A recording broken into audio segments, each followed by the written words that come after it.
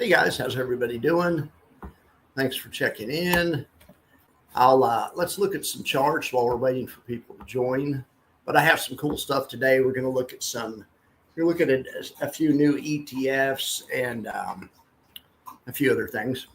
All right, there's two of you here, and oh shit, hang on.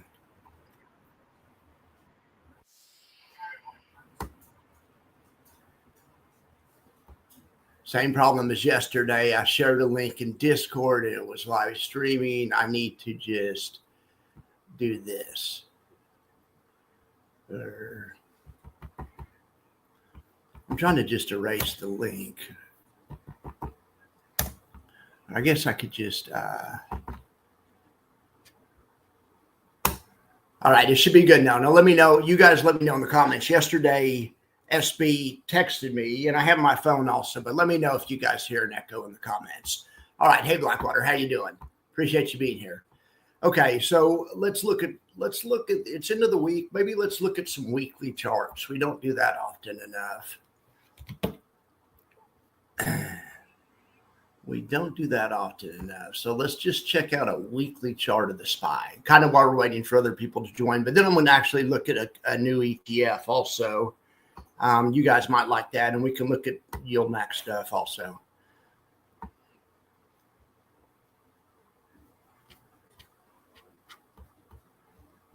Okay. Well, it's weird to go out this far. I'm not. Look at the mean on the weeklies at 100. Hopefully we don't revert to that's. But the weekly's a pretty long time frame. Hopefully we don't. Hopefully we don't revert there. Let me just turn that freaking off. Maybe it'll make it run better. All right. There we have weekly. On the weekly time frame, this move in April was a perfect trap under the August lows. You know, went under there. Well, it didn't even go under there, never even closed under there. So I don't know if you really call that a trap, but a lot of people probably had their stop at those lows, or that, that's, and it just barely goes underneath and rockets back the other way. Oh gosh. All right. Well, that's a good looking chart though. So obviously NASDAQ's going to look the same way, even a little better. So these moving averages, this is 50 and 20. So it's the 20-week moving average and the 50-week moving average. Anyway, it's above both of them. So let's look at Bitcoin on a longer term chart. Wow, look at that. So on the weekly time frame, Bitcoin is more bullish than NASDAQ, right? There's NASDAQ. That's close. They're pretty close. But I mean, Bitcoin has made a higher high, and NASDAQ has not yet, right? All right, let's look at the 10-year. Okay, so up is bad on this, and down is good. These are interest rates, and they started going up in 2022, going all the way from basically, free or 1 point something to up here to 4.4, where they've leveled off. You can even see the longer-term moving average is leveled off. And basically for 2 years, we've been chopping around this moving average. Or just the market's been chopping and been going nowhere. Now, Jay introduced a fund that was related to bond volatility called TRESS. I was asking people about it the other day. He said he brought out TRESS at the wrong time, but TRESS was brought out just to see. TRESS was brought out right.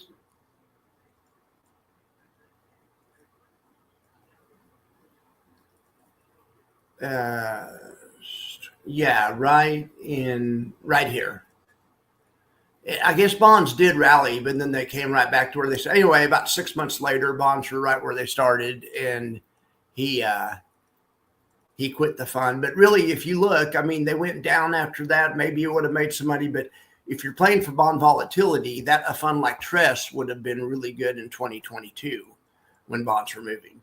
Anyway, all right. I asked somebody that question the other day because we looked at a chart of TLT and there was some weird lines on there. They were valleys of death and stuff like that. There it is right there. No-go. Remember the no-go zone? That was related to that fund TRES. And we follow that every day. But then about this time last year, he told me he was going to nix it. He's going to shut it down anyway. All right, not bad for all the funds he's related to. I only know of one of them that shut down.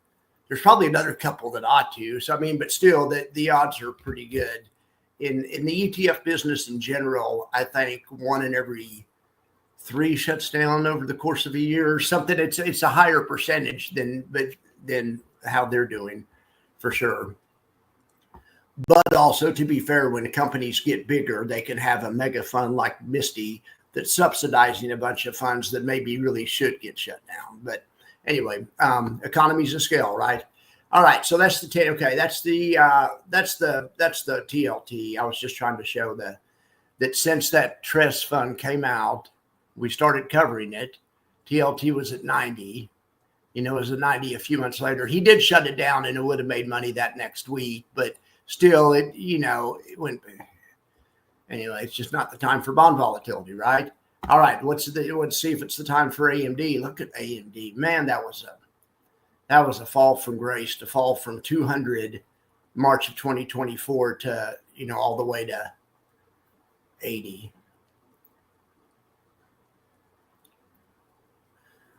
So let's look at AMD just by comparison. So look at that on the longer term chart, and this makes sense. What does Jay always say? You're taking stock risk. I mean, what I always say, it's stock risk minus a little bit. It's like 80% of stock risk. It depends on the fund, but so look at that. There's AMD. There's AMDY. Now, AMD topped at 200 and went to 89, went to 90. AMDY topped at, call it 12, and went to 5. But so it lost the difference between 12 and 5. It lost 7, but then you have to give it credit for $1.37. You have to give it credit for all of these payments, right? And then so let's see what you really have. Let's like make the chart factor it in so we don't have to do it manually. Oh, it is already adjusted for dividends. Okay, so that is adjusted for dividends. Well, it would look really ugly if it wasn't adjusted for. Let's look at I thought that was unadjusted for dividends. And anyway, AMD was ugly. I mean, there's no getting around it. There's no putting lipstick on a pig. AMD was just, I mean, I got killed in AMD. I still have my feelings hurt about AMD, as you guys can see. Okay, so that's what it's really done. So now it's a fair comparison with that AMD chart. So AMD's gone from 200 to 90, but paid no dividend. This one's gone from 25 to 6, but it did pay a dividend. So it lost, 19 points, but you have to add in 73, 43, whatever. And you saw the other chart was with dividends. So I'm going to say this, the chart with dividends actually looks pretty close to the chart. The chart with dividends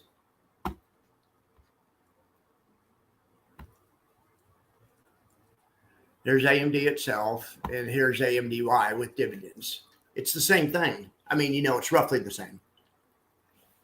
It's just repurposing the money or just changes the money from equity to income, which can be bad if you're trying to grow equity and but if somebody has equity and they need income, these things can be tools.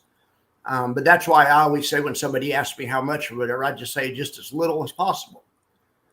Just whatever you need on income and not anymore, because I don't think they make good trading vehicles. Just my opinion. Okay, let's look at Amazon and AMZ and see how they look. Okay, well, it's a lot better looking chart, that's for sure. Now let's look at AMZY. Look at that, and this is what dividends on. But with dividends on, you're getting this, dividends on is it's like taking stock risk. but you get a yield and and you're trading some equity. Just, I guess, as long as you're aware of that. Anyway, let's look at ARC. Oh, wow. So that's ARC. Let's look at OARC. I bet OARC doesn't look very good. I mean, that's gone straight nowhere. And that's with dividends on. With dividends off, it's just getting murdered. All of these are. Coney, or this is Coinbase. Okay.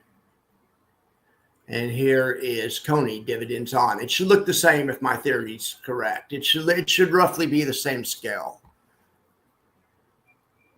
Yeah. Okay, let's look at Tesla on the weekly time frame.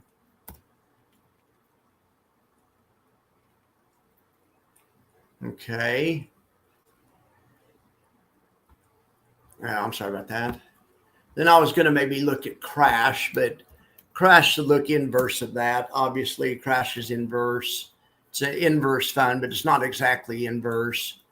All right, let's check out Mr. and let's check out Mr. and Misty. Look at that. That Mr. chart is just freaking incredible.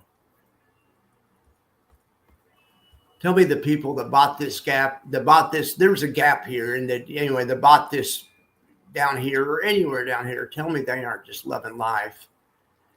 I screwed around and got into this type of asset in mid-April after the tariffs were called off, right around here.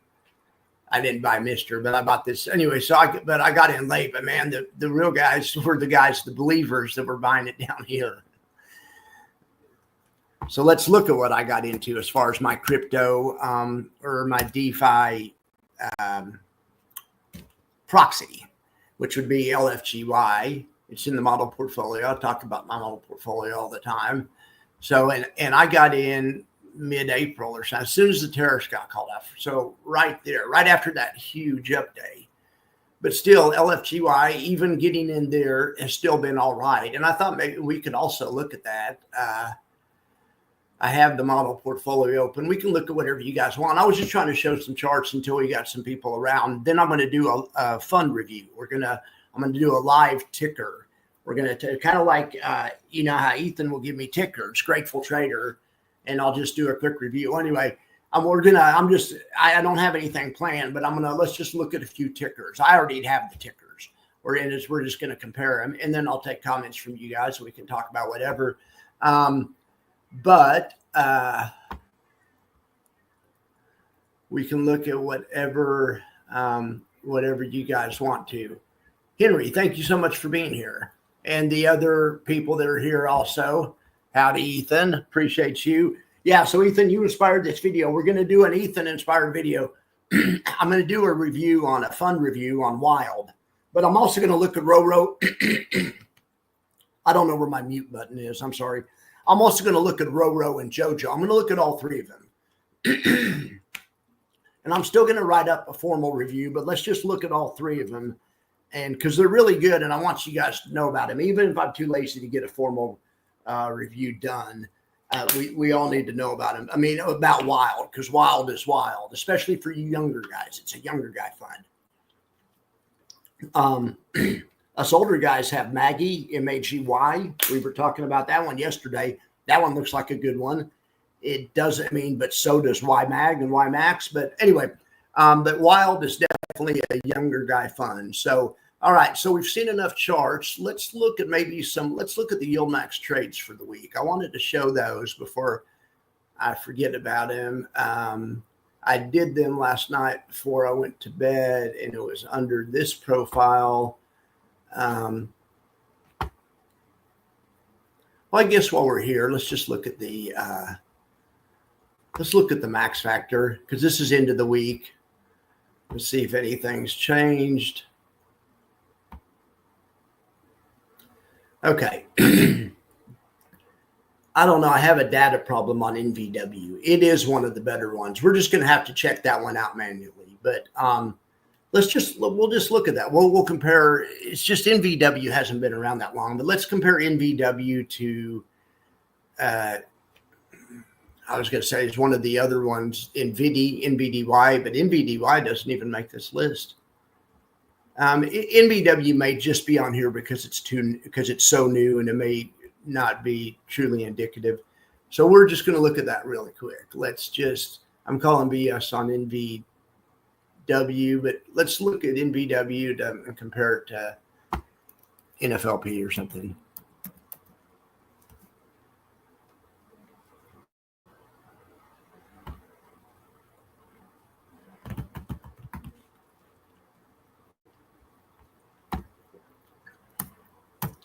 I mean, I have no doubt NVW is doing well.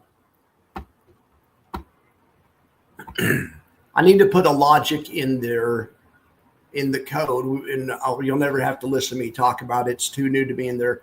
I could put a logic in there where if something's new, I could maybe light it up in yellow so we're all aware of it.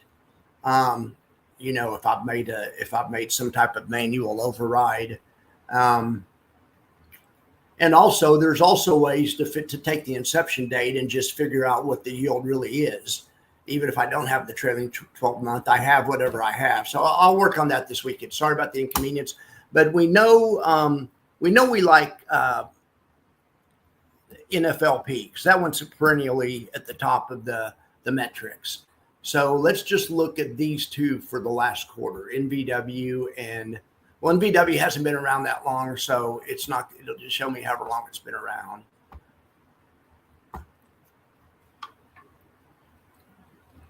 All right, NVW. So NVW lost quite okay. We're going to have to compare NVW to NVDY, right? Now, and I'm imagining NVW was down more than NVDY also. Because it's leverage, it's 20% leverage, right? So it should be down 20% more in a pullback. Was that right or was I wrong? I was right. Okay. So if there's people out there that NVDY is not risky enough for them out of the box, you have NVW. It's probably a great fund. I mean, it's probably a great fund, but I don't like how it lost 35% in a few days. But I mean, that happens. It's these high beta ones this one can also make 35%, or not that much, but it can also make a lot. So that's the whole idea, right? All right. Well, anyway, that's the model, or that's not the model. That's the max factor.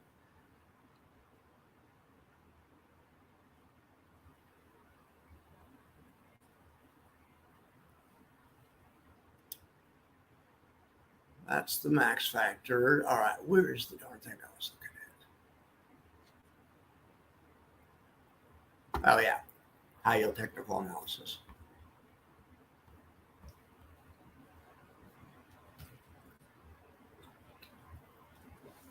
All right. We can look at while now and that kind of stuff. I just wanted to. Okay. Yeah. All right. Yeah. We can look at wild or whatever. I just wanted to look, but on the raw data here. Sometimes I just like to look at the data in these things. For some reason, NVW's price isn't pulling up. They changed their ticker, didn't they? It's NVDY or something, right? Or somebody told me this, or no, that'd be NVDY, but it's something else, NVDW or something.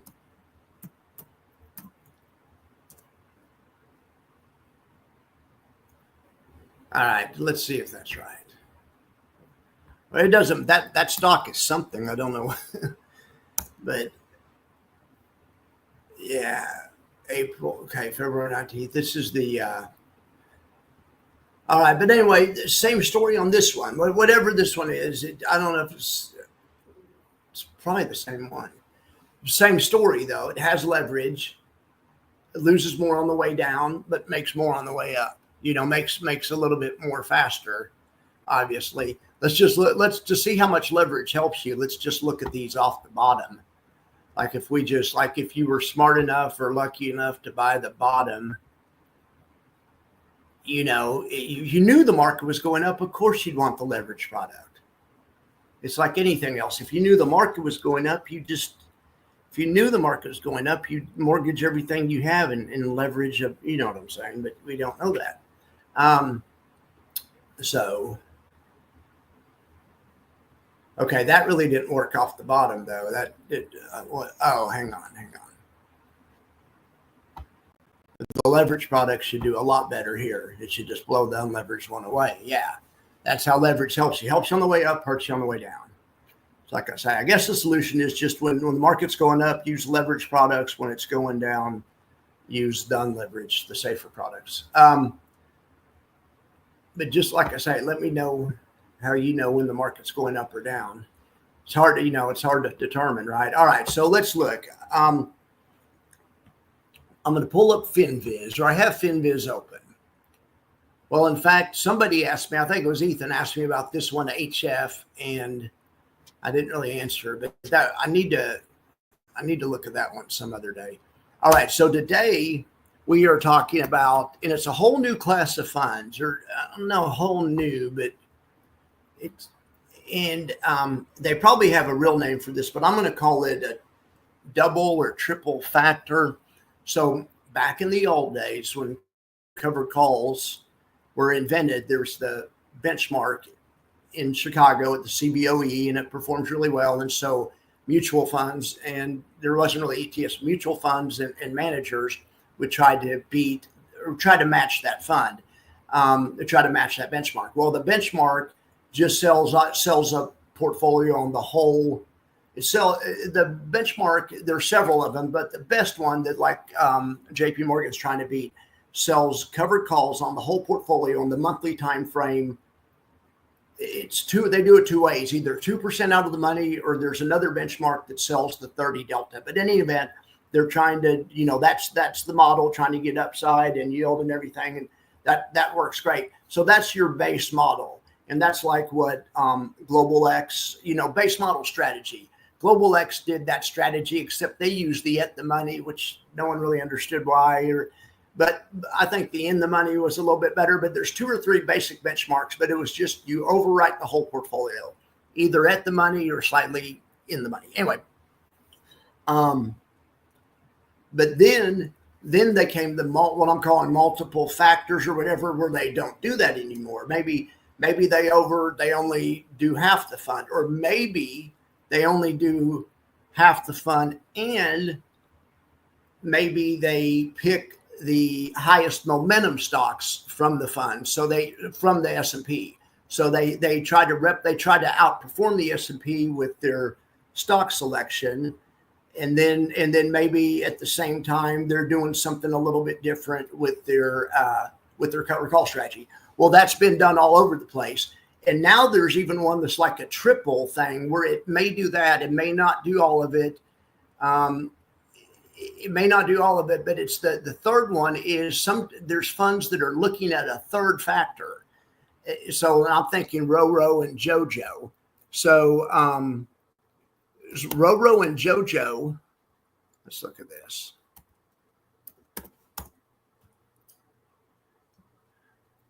RoRo and JoJo is risk on, risk off. So this thing, when I'm talking a third, it looks at a metric. It looks at the ratio of lumber to T-bill, to bonds.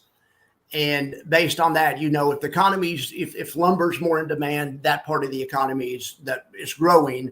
But if bonds are in demand, it's the opposite. But anyway, based on that, they either put you in a junk bond portfolio, so a risky bond portfolio, or they put you in a risk off. They put you probably in T-bills or something. But they're using technical indicators to decide how to allocate you. That's RO, risk on, risk off. There's another one called JoJo, which is junk on, junk off. The JoJo one puts you in high yield corporates when it's the right time, and then puts you in the better ones when it's, depending on what the economy is doing, depending on what this other metric, this other thing is doing. They don't pay yields. It's nothing really that I thought our channel would be interested in. It does say 4% dividend. I guess it pays a small yield. But I didn't really think there was anything that our channel would be interested in. But I think it's interesting that they use metrics and like a third factor to try to solve this problem. So this is what Wild is doing also. So Wild we'll just pull up the prospectus and look at that. But this thing's really interesting. And I did think there might be some people in our room that might be interested in Wild. So we're going to pull up the prospectus, kind of eyeball it together. And if you guys have it already or know about it, put it in the comments. Let me know about it. Close ad. But I like these funds that are, have multiple things going on. Bali's one too. So Bali's from BlackRock, right? Anyway, let's just look at Bali. They use, I think they override only a portion of the portfolio. They also pick and choose different stocks based on different factors. I forget exactly what it was. They also use futures, though. They use futures to get a little upside leverage. And I think they do like between a 30 and a 50% overwrite. And they don't buy all the stocks in the portfolio. I think that's called a replication strategy. They try to buy the ones that in a little smarter way. And this is a great fund. The yield's only 8%. This compares well with something like JEPI from JP Morgan. Also only about an 8% yield, but they also kind of use dual factors. They don't use the standard thing. They do sell out of the money covered calls, just like the index in the monthly time frame. But what they do is they look at their stock replication strategy, or index replication strategy. They take the least volatile stocks out of the SPY and they reweight them based on less volatility. Look, Oracle's their number one rating. Oh my gosh. But anyway, in so other words, they try to get more of the value plays from the SPY instead of the momentum plays. So that that's why I say dual factors or sometimes three factors, because they're modifying how many options they sell. They're doing, 2 or 3 different things at once, and the customer's the winner. But anyway, but that's JEPI. Yeah, JEPI's biggest holding was Oracle. What a great day for that. But then look, they have things like MasterCard and Visa, Microsoft, the so-called boring stocks. But anyway, so Wild is just taking this thing to the next level. We're just going to hit Wild here, and then I'm going to bring up the Wild prospectus in Wild ETF prospectus in this window. And yeah, it's from Vista Shares. Jay manages it. I think, partially. I mean, it's somebody else manages it. He's they put Jay and Mike's name, I think, on all of them, or most all of them. And they probably, or maybe, who knows? Anyway. All right, fact sheet investment case. So we'll just look at investment case. Okay, tactical alpha ETFs. So institutional trading solutions that offer concentrated exposure to 5 of the most widely traded stocks, systematically rotated monthly, selected based on investor momentum and investor sentiment. Okay, so what these guys do is these guys look at, I don't know, they look at inflows. They make sure money's coming in, and they make sure, they have some kind of metric, and they're looking for momentum, right? And so the same thing that the max factor is looking for. They're probably looking at what have you done for me lately, but they put the 5 hottest ones in every month, and it's not for income, it's for growth. But get this, it's double leverage. So you get concentration. This is the multiple factor. You get in the old days, if the fund would have just had the whole index. Okay. So now, no, we aren't going to have the whole index. We're just going to have the 5 best stocks. We're going to change it every month. Okay. So that's concentration. That's also stock timing or momentum. They're hoping to catch some momentum, I think, in that type of strategy. So you're combining 2 or 3 factors. But then also, and then you add leverage into it. And, so this, I think it's a good tactical fund. I mean, this could have a tactical use if you were wanting to add some bullish, like a few weeks ago, if you were thinking the market had bottomed, you wanted to add, or let's say right now, you thought the market was going to go up another 10 or 20% here, over the summer. I think that's what Tom Lee thinks, or Tom Lee's still bullish at this point. So if you're somebody like that, this would be one of many things you could look at. So anyway, it's called Wild. And right now we can look at let's look at see who's in Animal Spirits right now. It changes every month. But the other thing is, I was trying to say they also look at social networks or something. I think they're also measuring. I think I read somewhere. Anyway, we'll take a look at that. All right, so that's the investment case for Wild. So yes, so here's their company. Right now they have Facebook, MicroStrategies, Palantir, Supermicro, and Tesla. Now let's get the documents. Let's get the prospectus. Now, how do they not have a WLDY, a WILD yet? Which is where they do the same thing and then write options on the leveraged ones. Anyway, maybe they're coming out with that, but this is just going to be for growth. So,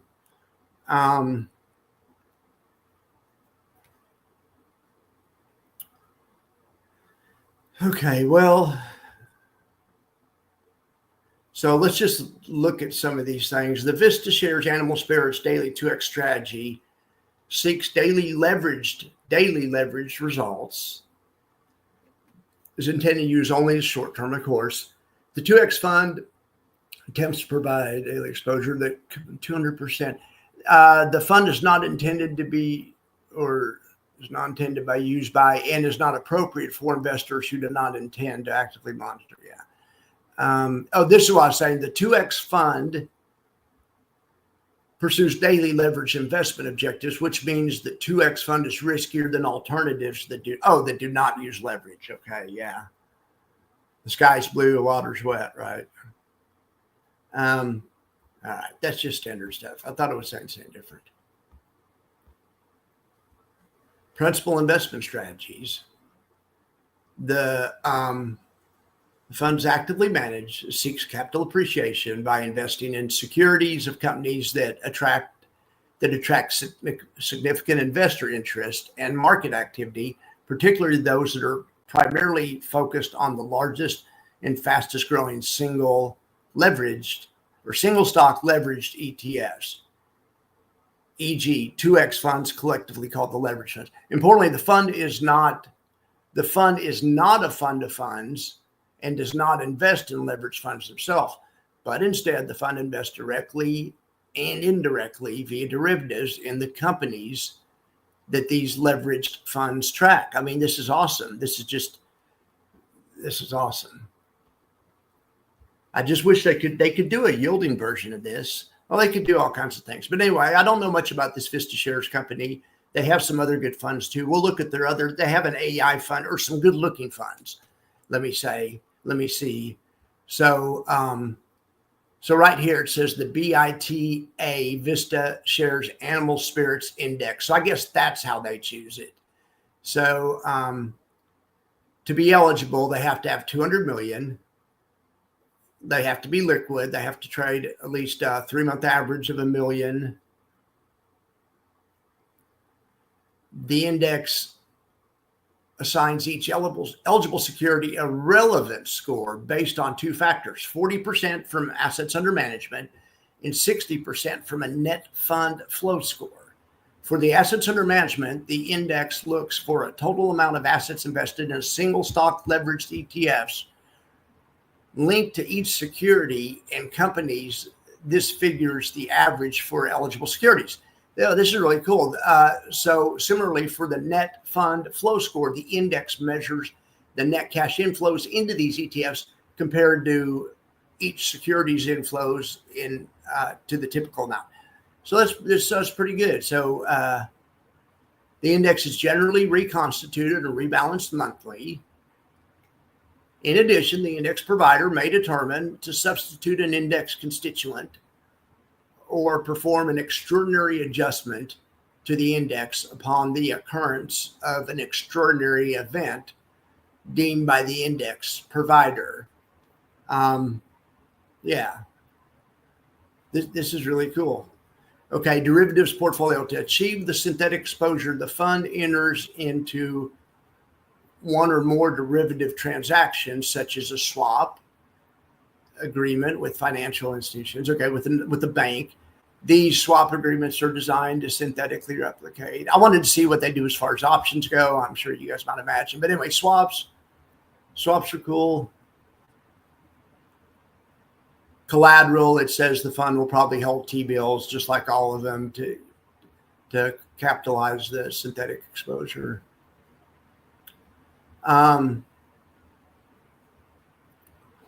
So like I say, my only problem with it is I just wish it'd be a yielding one. But anyway, that's interesting. Did any of you guys have that, or any of you guys think about buying that? I won't bore you. Look at the rest of the prospectus, but let's do this though. Let's look at the other funds in Vista shares. So this one, look, they have this super cycle growth ETF. So it's AIS is the name of this one. Then of course, Vista shares is the company that brought you Omaha. And, you know, that's managed by Jay's people, or managed by Title's people. The same guy that we met last year in New York that manages Title or manages Tesla. I saw his name on one of these, either Omaha or QUSA. All right. But these are all great examples, because Wild uses 2 or 3 different factors. They're going to use leverage, and they're going to look at money flows and some technical stuff, and then they're going to only pick 5, so they're going to use concentration. QUSA is also they use a couple different strategies together. I think they pick Buffett funds, Warren Buffett type funds, and they sell, and they own the funds, they own the stocks directly, sell options on them, and just try to target a 15%. It's a great theory. It's too new to see how it's working out, but it's all multiple factors. My point. That's kind of the thing with the liquid alts nowadays, is the multiple, you know, is being able to do everything at once. So, you know, this is cool. This is really cool. So let's look at this AIS one. I'm sure this isn't going to be yield. It's just, you guys can look at this if you want to. I'll put it in things. But anyway, just go to Vista shares. Vista shares ETF offers investors strategic avenue to participate in the artificial intelligence, the AI supercycle reshaping industries worldwide, blah, blah, blah. They're just trying to buy the whole supply chain or whatever. Anyway, good for them. Let's want to see what they have.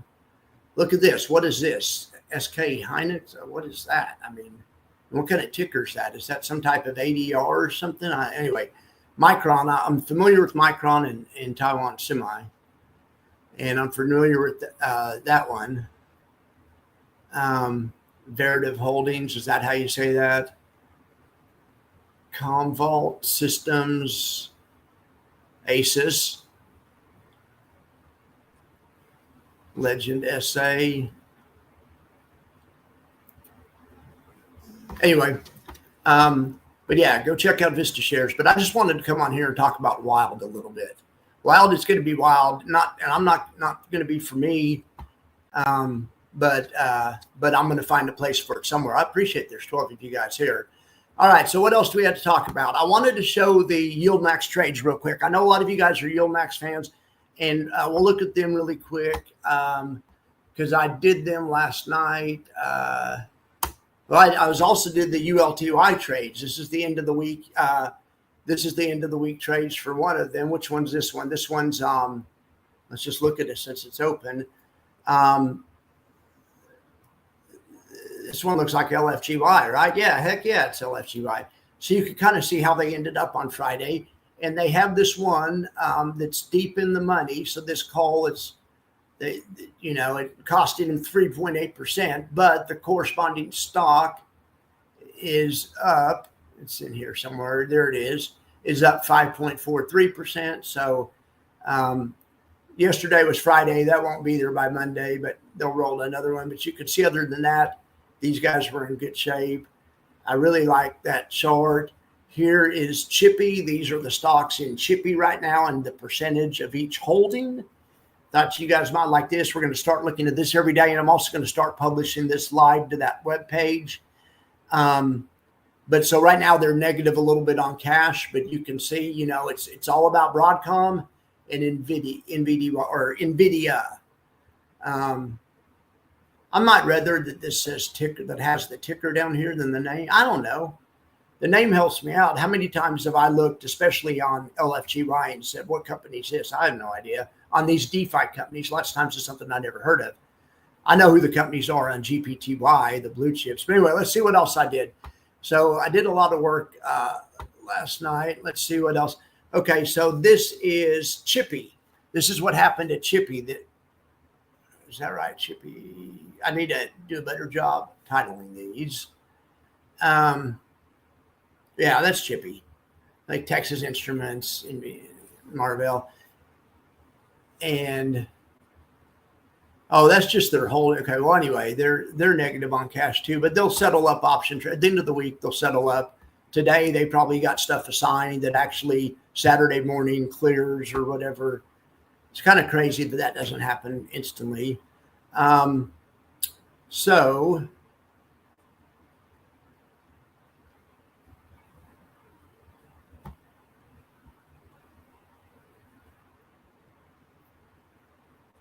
all right, so here's, once again, that's Chippy. I guess we've already looked at that. Okay, but I have Alti in here somewhere too. I hate when I'm doing a live stream and I get a text, because I'm always thinking, oh shoot, I've got something jacked up. Now, I'm glad I got the text though.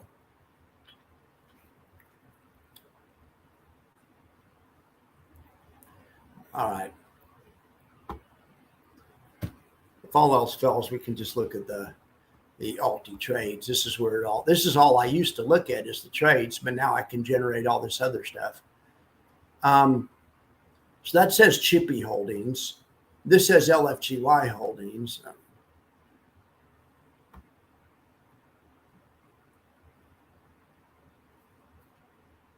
This is LFGY's holdings right here. We have not looked at these yet. Well, we looked at these yesterday, but their kind of big losing trade of the week was Oklo. The Oklo call went in the money. It's costing them $1.7 million.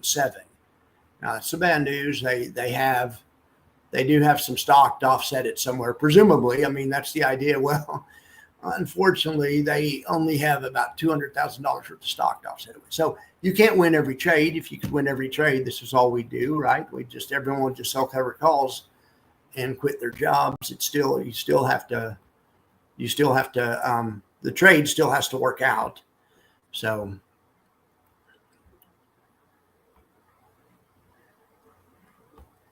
all right. So, but now let's see what Alti's doing. I don't know where my Alti chart is, but I wanted to see if they had any new stocks in here. They still have this darn FTAI. ULTY, they're doing their standard, own the stock, selling an out of the money call, and then buying an out of the money put that usually cost a little less than the stock, and they're making the difference. Like on GameStop, they have 450,000 shares.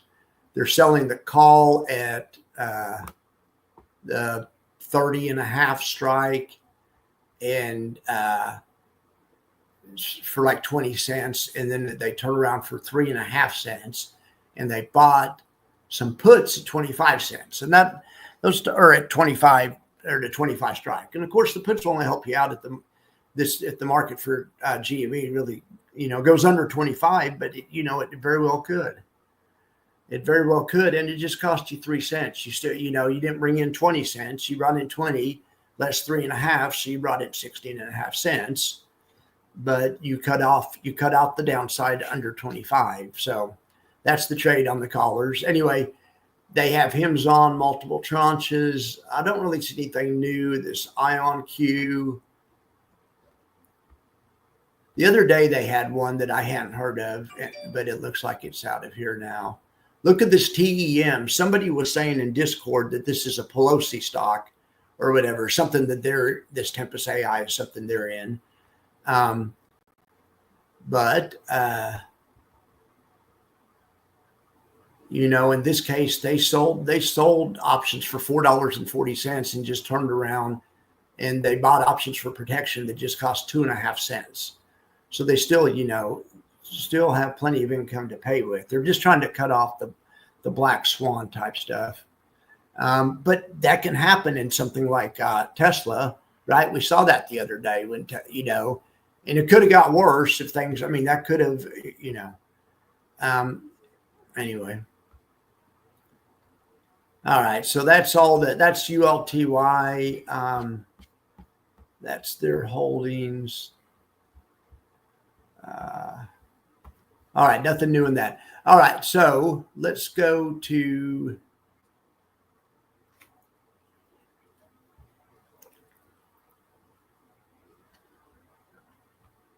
premium collection. This is how much premium all the funds sold last week.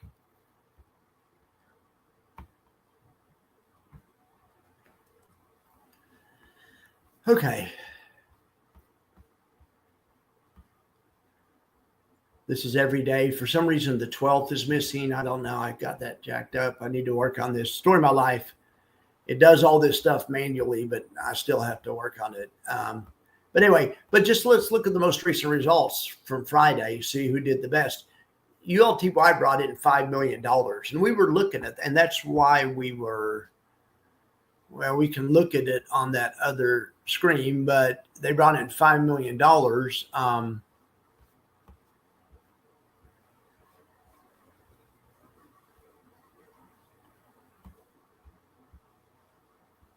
Yeah. Okay. So, and I have all the trades right here. If there's any we want to look at, but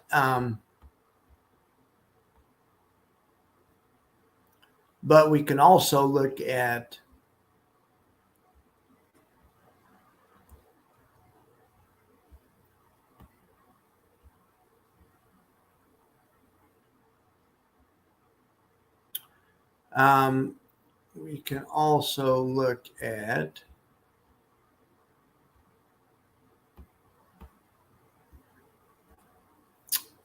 process data. Okay. Let's just look at the trades I like to look at the trades this way and see how much each trade made. So, because this breaks it down where you can see it. This is this one now on, well, it depends. Different funds do different things. You have to look for call spreads on some YieldMax funds, and you have to look for callers on some. So on ULTY, I'm trying to think, how do they make 5 million? Let's look at 5 million is a lot of premium, but that's great. They probably did make that much. I just want to make sure I'm not missing these. So on APLD, they sold the 125 option for next week multiple times, and they sold the 125 multiple times, and they made a little bit. I'm trying to. Where's that 5 million coming from? They made 200,000 on First Solar, 125,000 on HIMS, or more than that. LabU, I guess they just sold. I guess they just rolled all their positions. Mara, they made some good money on Mara. They made 182,000. They made 41,000, and they made 22,000. But then at the same time, they bought these options as part of their spread. So they, but they made the difference. Anyway, when you go down to the bottom line and you add all these up, Reddit was a big one, $300,000. And they made $121,000. And then they made 35,000. But then on Reddit, they also spent 36,000 and 26,000 on those out of the money call options, but they still pocketed the difference.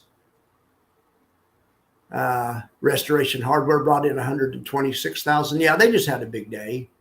This Tempest AI or whatever, they sold the 76 strike, 220 times for $1.50 and made 33,000. But then they took 6,600 of that 33,000 and bought the 60 strike put for next week, just in case. Just in case. 186,000 they made on VST. Anyway, yeah, I guess that's it. They made 5 million the old-fashioned way by selling, 100, 200, 300,000 in about 20 different stocks, and you can see it right here. And the left column right here, column J is what they brought in. Column K is the spread. If they did a call spread, it's the leg they bought. But it's the same thing. If they did a caller, it's the leg they bought. It's just, it's the leg they bought. So anyway, well, that's really good to see. 5 million's good to see. Let's see now, LFGY on the other hand, let's see how much it brought in. LFGY will go down to the bottom line here, just 900,000. Now it's a smaller fund here, but you can see them wheeling and dealing. Their biggest trade was this one, CORZ. They sold something for 30 cents. They turned around and bought something for 16 cents to protect it, but they still made the 14 cents difference, which comes to whatever 170,000 less 91,000 is. That comes to like 80,000, 79,000. So it's a nice day's work, right? It's a nice day's work. They're trading in Square, Riot, Hood, Mara. And it looks like look at all these trades they're closing for 5 cents and 1 cent on a Friday. Lots of these ones, the ones that say BC were sold short, were calls that probably they sold for $2 or $3. Now they're buying that 5 cents, 3 cents, 2 cents. Great job, 6 cents, closing all those positions. Anyway, all right, so that's LFGY, but this is more what I wanted to show. I wanted to show the individual trades today. GPTY, so we're going to look at that one. I just love this one. They didn't have that much activity. They made 17,000 on an AMD call, or they sold $17,000 with premium on an AMD call. They sold about $15,000 premium on Google. They sold $4,700 worth elsewhere. Anyway, that just comes to 36,000. Let's go see let's run a report on GPTY and see what's going on with them. We haven't run a company report on them in a while, or at all. So I'm going to punch in GPTY. I can't believe it. Every time I do this, I cannot believe it can do this. And there we have it. There's GPTY and how much they're selling every day. So the 30,000, that's about right. That's 16. They sold the same the day before. There's double entries in here. Okay. Well, anyway, but then on the 11th, they sold 71,000. On the 10th, they sold 19,000. On the 9th, they sold 28,000. It's within the realm of what they usually sell. So, and we looked at those.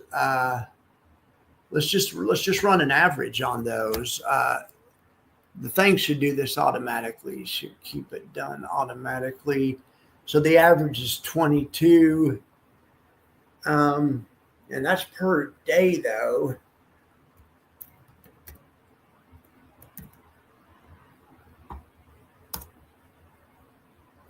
So that implies a yield, just a yield, 48%. And that's pretty rich for GPTY. It's paying more around. Let's go look. So let's go see what GPTY is doing. Let's go look at the high yield technical analysis sheet because that has everything we need to know. I mean, I think GPTY is on here, right? If it isn't, it needs to be on here.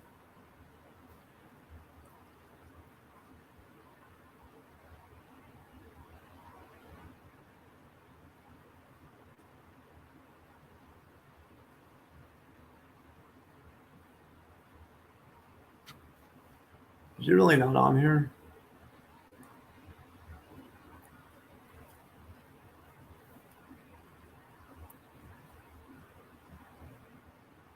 Huh. All right. Well, I'm picking one that I don't like. I mean, I like all of these, but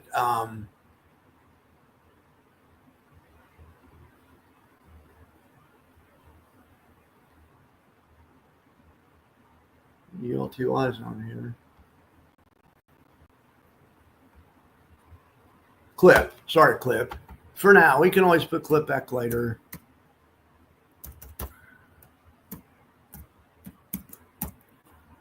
The reason it may not have been in there is because it wasn't.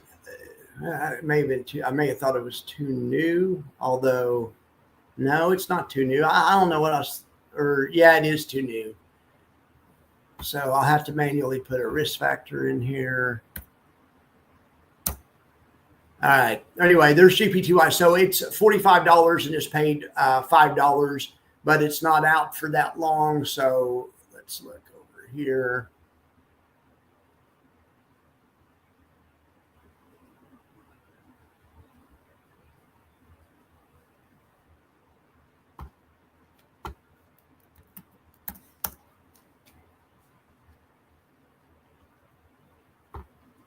Can't believe GPTY wasn't on the max factor. Anyway, my point, all I'm saying is there's no way it's going to pay 48%, but maybe if volatility stays this high and elevated, it will. GPTY. Okay, there we have it. So yeah, they paid 11%, and that is more than a third, less than a half. It's like 40%, you know, and they paid 12%, so they'll pay 25, maybe 30. I think 30 is a good. I think they're on pace to pay 30. Now let's look at their latest dividend. Maybe their latest dividends, but I wouldn't think so because we've been 30 cents. Let's see if they've gone up. 29 cents. 29 cents. 29. Looks like the dividends are pretty consistent in this thing. I just have it on drip. 27 cents. 27 cents. Oh, anyway.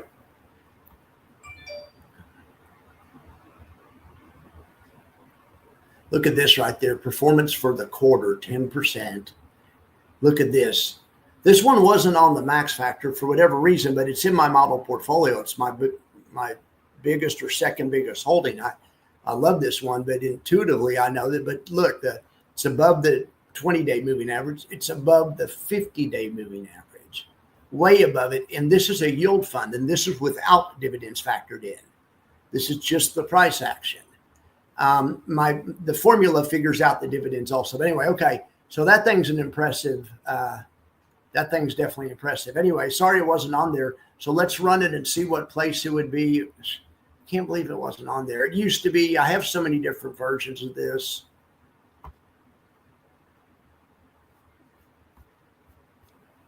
All right. So MSFY number 1, NFLP, PLTW number 3. It's the same list as it usually is.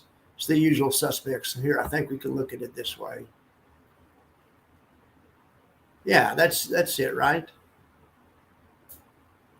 Yeah. NFLP number 2, PLTW, GPTY. Okay, so GPTY is number 4th overall. Well, heck yeah. And look at Chippy's on here too. That's awesome. That's awesome. I like to see that. All right, guys. And you guys have any questions, anything we want to talk about? But I just wanted to basically talk about Wild and show you guys those Vista shares. Because hang on a second. What else am I going to show? Seems like I have something else to show too.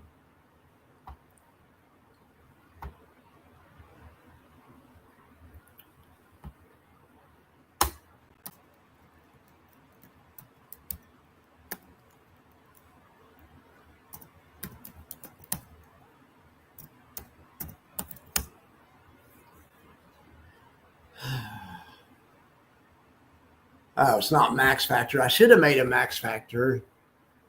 I mean,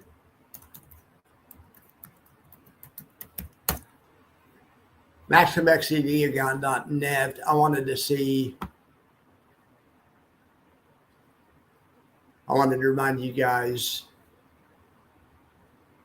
during the day or something, if you haven't had time to watch the show, but you want to, or maybe you wanted to ask me, hey, how much of that GPTY do you have in your portfolio, Max? You know, do you really believe in it that much? Yeah, but you can't get a hold of me. You don't want to bug me or whatever. You can look at over here, and this updates at the end of every day. It don't update live as the price changes. But if there's any portfolio changes in the portfolio, like if the portfolio drips or, you know, gets new shares, that'll just update once a day. But this right here updates all day long as the prices go up and down. And you guys may not be interested in that. I'm kind of more interested in this to know how I'm doing compared to how I could be doing if I was just in the SPY. Look how much better I did the other day, or the fund did the other day. But the income's acting as a buffer. We know how that works. But anyways, my point is you guys can go there. Or if you're thinking, man, well, I can't, how come Maxie's always talking good about LFGY? They only have 6.3%. What's the deal with that? Let's look at that. How we brought that up. Let's put LFG. I don't think LFGY is in the max factor either. They're the high yield technical analysis database, high yield database. Or is it? Did you guys see it in there? I mean, LFGY. Misty. I shouldn't have knocked that out. I need to remember to go put clip back in. I don't have anything against clip. It's just fast to find one to knock out. Usually I have a duplicate in here or something somewhere.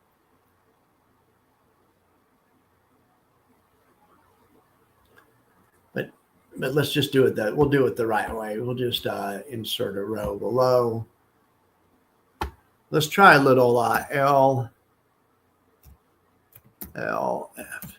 I think the reason I don't have these is because at first I didn't want to have anything in here that wasn't a year old. I mean, because to make it an all fair comparisons. But then it was Roundhill started doing so good, and everyone wanted to start to know about Roundhill. So I made exceptions to get them in here, and then but also to get some of the inverse funds, not just Roundhill's fault. Okay, so LFGY, $38 asset is paid $10 in dividend. Oh, look at this though. It has bad short-term momentum is the problem.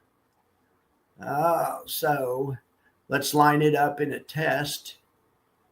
See how let's stack it up and see where it does. So, man, maybe that's good. See, that's why I have only that little bit of LFGY. See, it's just because I knew that in the back of my mind that it wasn't that good. No, it is, and it looks like I already had it in here because now I have two of them.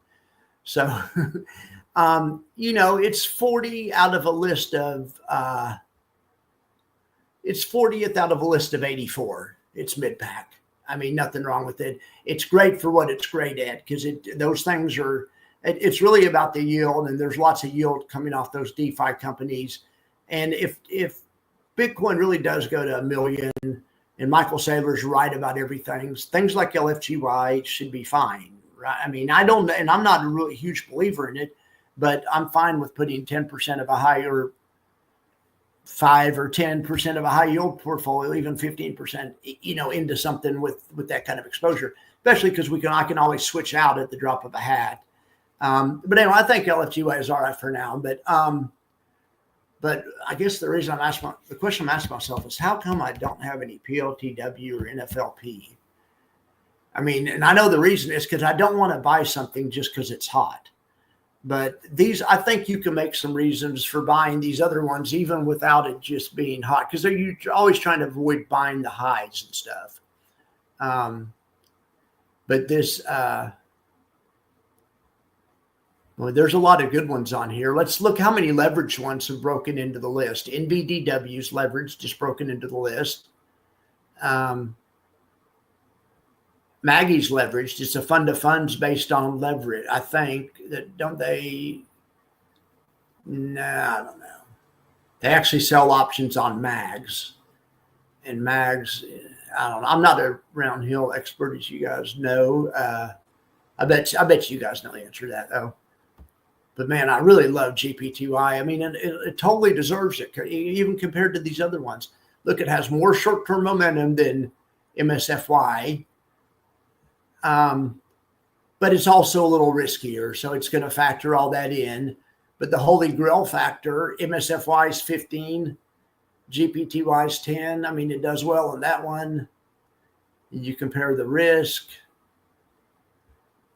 Well, I gave it a 1 on risk. That may not be enough. It may be more like a 1.5. It's still in the same spot, though. It doesn't take it out of fourth place. Anyway, I'm sticking to my story. That's a great fund. That is a great fund, and I love that fund.